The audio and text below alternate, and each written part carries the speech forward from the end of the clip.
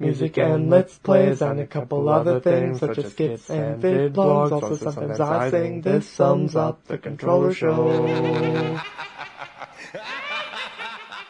Hello everyone, I am the Controller, and today we are going to be talking about Gone Home, which was a game that came out back in, I think, like, late 2013.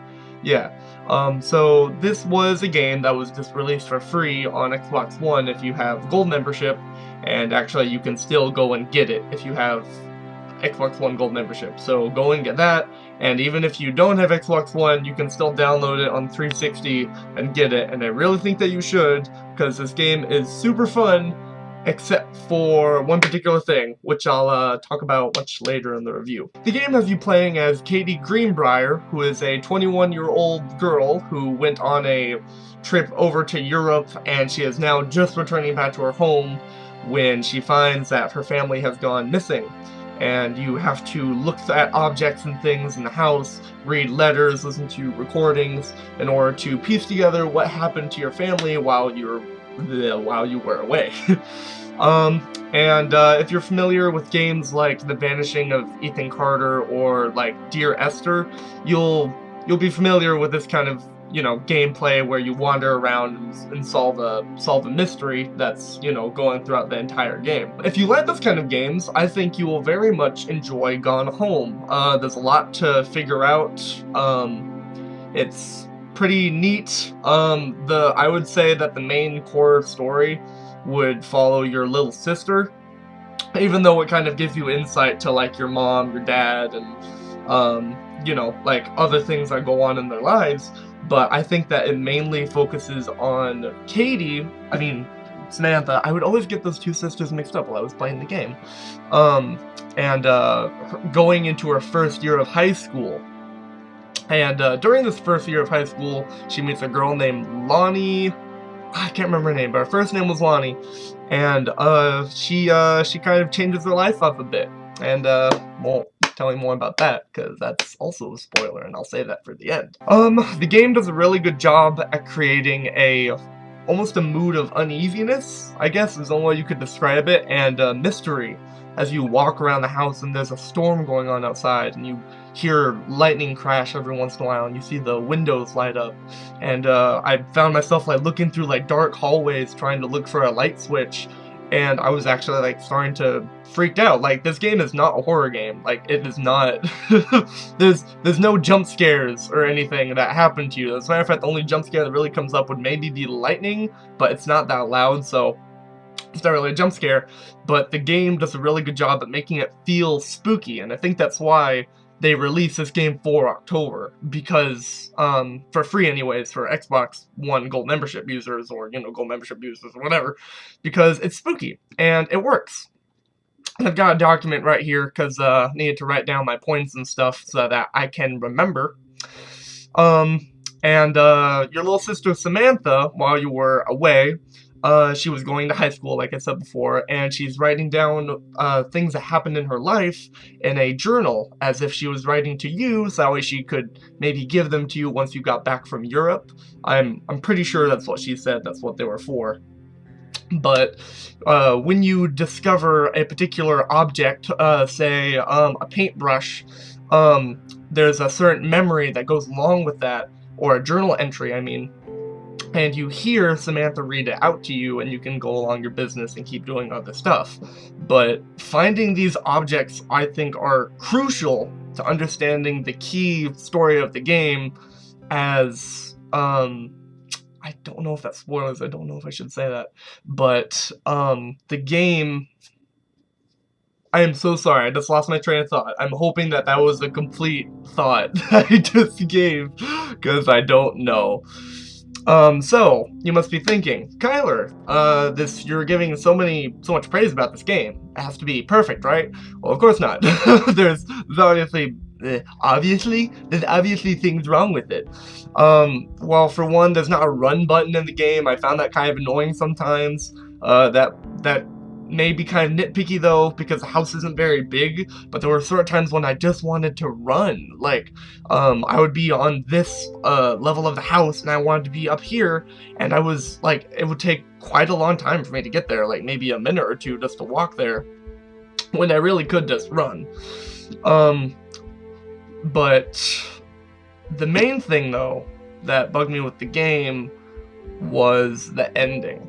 Now, while I don't hate this ending. I don't like the ending very much. I do think that the game is definitely worth playing, and I feel like knowing the ending might hurt your experience that you may have had if you didn't know the ending. So if you don't know the ending, or maybe you just don't care, which I think you should because it's good, then, you know, just keep listening, and I'll give my rating right now for those of you who don't want the game spoiled for you, like how I think that you should, because the game's really good. But, you know, if you want to get spoiled, you know, it's your choice, not mine. So overall, I will give this game a rating of 7 out of 10. It would have been a little bit higher if it wasn't for that ending. Yeah, it upset me that much. Alright, so this is the spoiler section, so if you don't want this game spoiled, then I would suggest leaving now, because this is your last warning. Okay, so, the ending of Gone Home. Okay, first off, let me just point out and say, before, you know, any whatever kind of people, I don't even know what to say, just because I don't like the ending does not make me homophobic. And I say that because Samantha and Lonnie end up being a gay couple. They start having feelings for each other. And Lonnie, you know, they develop this huge relationship, and I loved reading about that. It was so interesting. But the ending has them running away together. That's not satisfying. It's not. Like, okay, let me try to explain. The game, okay, so this game builds up a really good uneasiness and mystery for the whole thing, right? It's completely shattered. It's completely shattered by the end of it, and there's even a satanic ritual that they were trying to perform in order to raise their dead uncle Mason back from the dead, who they got the house from, and they're trying to raise back his ghost. They even mess around with a Ouija board, and it's really cool. But all of that is thrown away. All of that is thrown away, and it's barely even mentioned. It barely has any effect on the entire final outcome of the game. Samantha and Lonnie try to contact their dead uncle, and you even find the little satanic ritual, and it's really cool and it's creepy. But pretty much immediately after that is when you discover her final note saying that she ran away from home to be with Lonnie in Salem. No! No! You can't do that. You can't build up this level of mystery and uneasiness and then just throw it all away for a relationship that was interesting to read about, but at the same time is a stupid decision. It's stupid.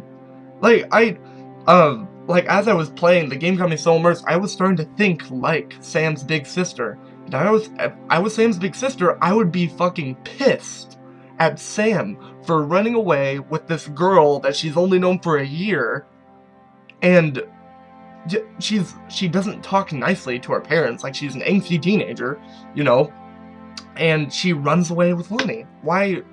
That's not, and the final shot of the game is the gold heart locket that Sam bought for her and Lonnie to share, you know, the two halves thing. But it's like a punch in the face. I might be biased. I might be a little bit biased because I'm pretty sure that while I was playing, I remember that I saw a screenshot way back in the past. I remembered when I heard someone talking about Gone Home, I saw a screenshot of the pentagram. So I thought that the game was gonna have a more spooky outcome, but I mean, there's a certain part where you walk into a bathroom and there's red hair dye, and it was for a Halloween thing. And Lonnie was helping Samantha dye her hair for whatever costume that she had. And it's made to look like blood. there's no way around it. There's red in the bathtub and it looks like blood. Like, that's obviously a hint, like, oh my gosh, did she commit suicide? And like, that gave me a scare, and then I see the bottle and like that was sitting next to the bathtub, and it's like red hair dye. So I'm like, oh, thank God she didn't commit suicide. I was so scared. But just that right there, you build up a mystery of, did she kill herself? Did she perform a satanic ritual, and maybe that's where my family went? You know, where's my family? She was messing around with a Ouija board, you know, maybe something paranormal happened to my family. No. They throw all of that away for a, albeit well written, love story between two gay females in high school. But when I'm finding such difficulty in trying to find the words. I wasn't as angry at the ending as I was disappointed, because I wanted Gone Home to have some big paranormal type ending, and because Lonnie was kind of like a bad influence on Sam, and she was. So that's, you know, that's also another reason why I didn't want Sam to run away with Lonnie. So I guess, you know, whether or not the ending is good is kind of depending on how you see their relationship. But I saw it as that Lonnie made Samantha happy, but she shouldn't be with her because she's a bad influence on her and got her to, you know, do not very good things or like sneak out from parents. And there was even a letter in the game from Samantha to her parents talking about how like she can drive now, she can drive around the city, so her parents can't really control her, like, you know, basically talking like an angsty teen. But I think that Lonnie kind of influenced that, and I don't want that for my little sister, because like as the game went on, I started to identify Samantha as my little sister, and I wanted her to, you know, go on in a good path in life. But she didn't. She ran away. She ran away with some girl, and my parents, I guess, like, went to go look for her. The game never fully explains what happened to your parents. The most that you know is that they went on an anniversary trip for, like, I think, like, 5 days. But you never find out. You never find out what happens to them. And I think that was kind of messed up. I wanted to know what happened to my parents. Your dad has a strange fascination with the assassination of JFK, and he's also an author. And like, it's like, why does he have such a fascination with the assassination of JFK? You know, John F. Kennedy. And you read letters with your mom, possibly. I'm pretty sure it's for sure. Like, I'm pretty sure that's where they were trying to go with those letters between your mom and her friend that I think she was like college roommates with, and talking about a ranger from her work, because she works at a national park, and how she's like getting interested in him, and her relationship with her husband isn't going so well. So it's like, oh my gosh, was my mom cheating on my dad? Is my dad like going crazy? Is he the one who put like the hidden passages in the house? Because there's hidden passages in the house, and I'm pretty sure they were Uncle Mason's. I'm not sure if that was ever fully described, but that is the main reason why I couldn't give this game an 8 out of 10, which while I was playing, I was actually really starting to consider that it was one of my favorite game experiences of all time. That may be kind of a stretch to you if you're kind of used to these kind of games, but this was my first time with a game where you kind of just wandered around and discovered a mystery as you went around and looked at stuff. And I love that concept. I really want to experience other games like this concept, like The Vanishing of Ethan Carter, or like Dear Esther. I want to experience those kind of games because I thought it was really cool to create my own theories and, you know, kind of speculate as I'm playing, and solving like little minor puzzles, like, you know, finding the combination for Samantha's locker in her room, which doesn't really happen until later on in the game.